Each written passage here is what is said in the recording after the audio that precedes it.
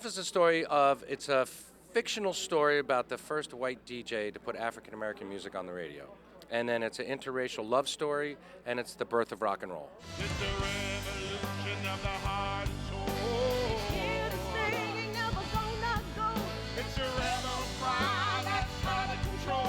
It's the birth of the rock and roll. Rock and roll, rock and roll, rock and roll.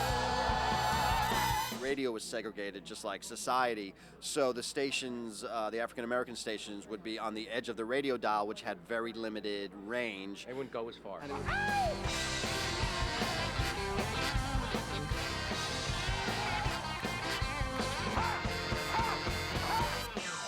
It turns out to be very resonant with the world right now. Just at the moment that we have our first black president, it's all about kind of the moment that racial attitudes were changing, and the people who helped change it.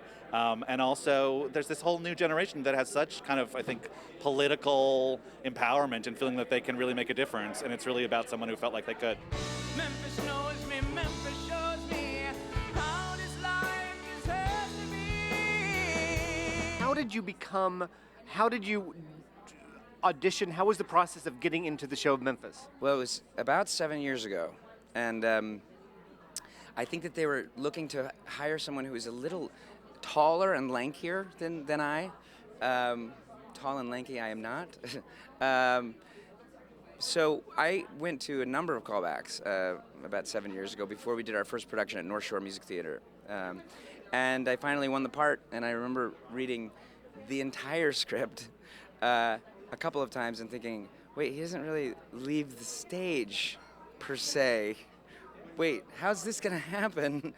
And then I said, Mom, I don't know how I'm going to do this. So that's how I got the part, and then it kind of just spilled out of me, and you sometimes just get a sense of something, and with this role I did. Mama told me not to dream big, but Mama lived her life riding scared. What's the main message that you want theatergoers, whether they're in Memphis or New York or California, to walk away, to leave the house with? What's the message that you think they should be thinking about?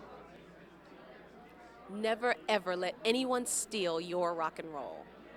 Don't ever let anyone take your truth away from you. If you love someone, no matter who it is, you love them. If you feel the truth in you, if you know this music is right, if you know this thing can help people and change the world, if you know it's true in you, don't ever let anyone tell you that that is not so.